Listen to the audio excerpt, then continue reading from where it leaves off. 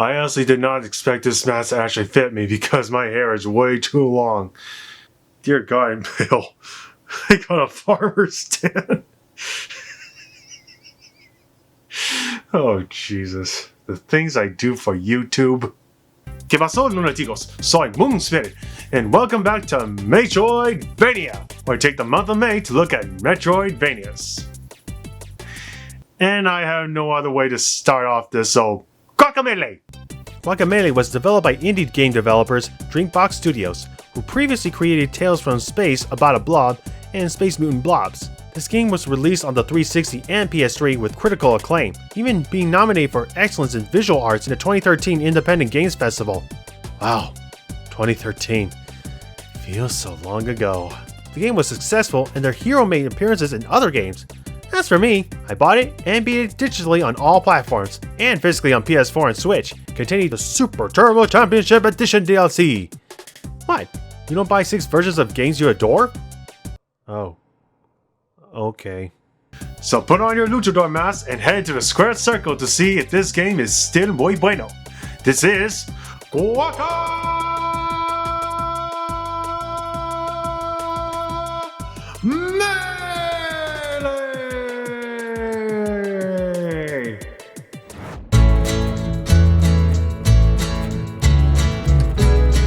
Juan is a simple agave farmer in the town of Pueblucho, and his childhood friend Lupita is coming over to visit for Dia de los Muertos.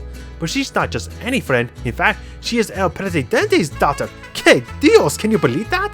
But alas, trouble is afoot as El Presidente's mansion is under attack by a cabrón muy terrible, Carlos Calaca, and he's kidnapped Lupita. Juan tries to rescue her in an epic fight, but it's a squash match. That's pro wrestler terms for one-sided fight, as Calaca easily kills Juan. Juan then awakens in a strange world, almost like his but not. As he approaches a Gigante Luchador statue, there shines a blue mask, and at the base, Tostada, the guardian of the mask, appears in front of him. She tells him that the mask upon the statue's head has appeared, indicating that Juan might have some play in this mess. And by putting on this sacred Luchador mask, Juan transforms and becomes the Luchador! Or should I say, he becomes the Juan. Get it? Like, the one? Or the destined Juan? Eh? Anyway, now with Juan's new luchador form, he is on his way to save Lupita from the evil clutches of Carlos Calaca. But he must also contend with his conniving cohorts, the sorceress Extebe, gunslinger Flameface, the honorable Jaguar Javier, and the Super Turbo Championship Villain Edition, El Trio de la Muerte. And if you have a friend, you get help from La Tostada, but I'm going solo Juan. You also do get some help from Wei Chivo, this goat man. Oh, I'm sorry, man goat and warrior trainer extraordinaire. Trust me, he'll make sure you and your mama won't forget him. Never forget. And a certain rooster who I won't confirm his identity also has a stake in this conflict, especially since he was tricked by Carlos Calaca. More on that later.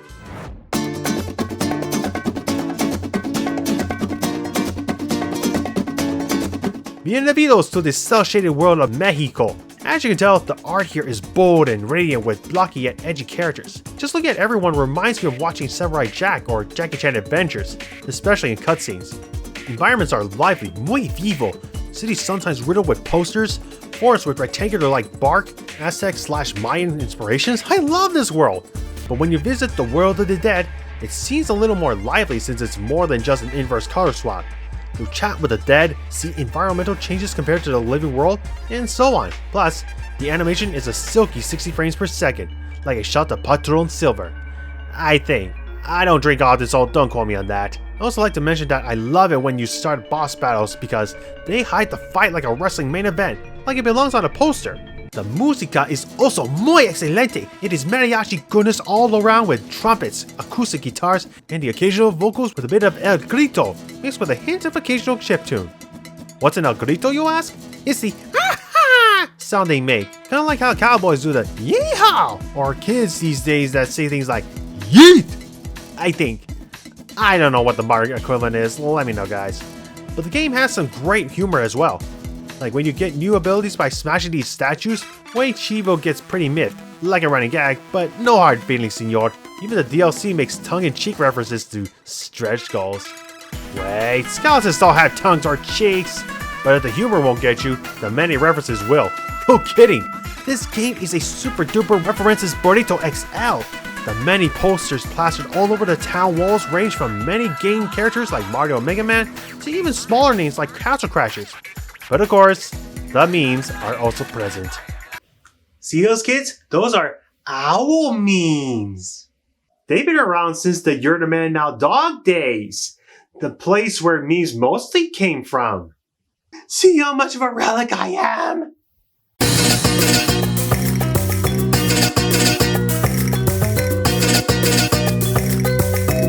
A true luchador must be able to handle all sorts of danger, whether they are esqueletos, chupacabras, or even sentient cacti. The combat is simple enough. You fight, dodge, and do the occasional throw or suplex to give yourself some reprieve. You can even rack up combos as high as the triple digits and you feel like Rey Mysterio. Thinking right now, I realize fighting hundreds of undead cronies would have been tiring and repetitive, but we can thank the super moves for spicing things up. But it is fun to pile drive skellies, giving them a frog slam or rooster uppercut feels good as the Shoryuken. But with great power comes great regulation, because super moves use up stamina, so don't use them too much. There are shooting enemies too, so be quick or use the right super move to break through color shields. You're fighting baddies reward you with pesos, and piñatas in battle rooms that are filled with pesos and silver. Come on, who doesn't love piñatas? And don't just say Fortnite, dadgummit! All those pesos can be used at these ofrendas. I think the ofrendas improve your stamina, power up your throws and suplexes, etc. You can also buy castles with each of their own pros and cons with the silver you get. But I stuck with Juan Clásico, thank you. So remember, fight for the dinero! But luchadors are not just fighters, but high flyers as well, which brings me into the platforming. It's pretty simple at first, but you'll soon be dimension swapping to eventually learning to do it at a whim, and platforming then becomes intricate. Most of these dimension swapping is easy enough, but it could be daunting for those who are not well versed in platforming. But yeah, did I forget to mention you'll need to think with portals in some areas? While there are death pits, thank Dios that falling into them just teleports you back up, because without that, Guacamelee would have fallen harder than a botched shooting star press. Let's do it, Cole! Oh my god! The super moves also serves as extra movement or breaking colored bricks, as well as dodging for certain platforming challenges. So be quick on those buttons in the later game. But these super moves, as well as other new abilities, are found in Chuzo statues. Obviously referencing Metroid, you get that famous Mexican song to commemorate it. And once you learn to wall jump, double jump, and run up walls, Juan feels amazing to control, like watching a butterfly in a singlet.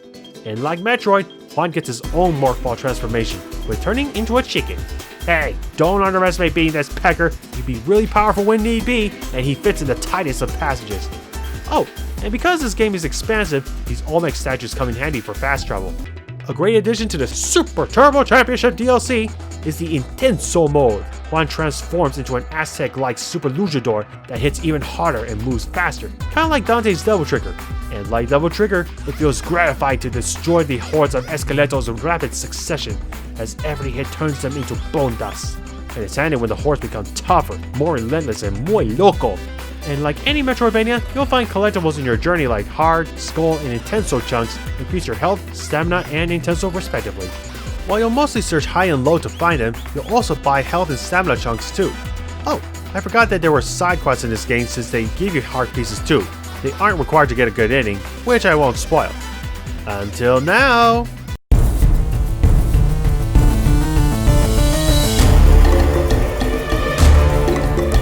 Throughout Juan's journey, you learn from XTBay, after defeating her, that Carlos Calaca once was a charro muy significa.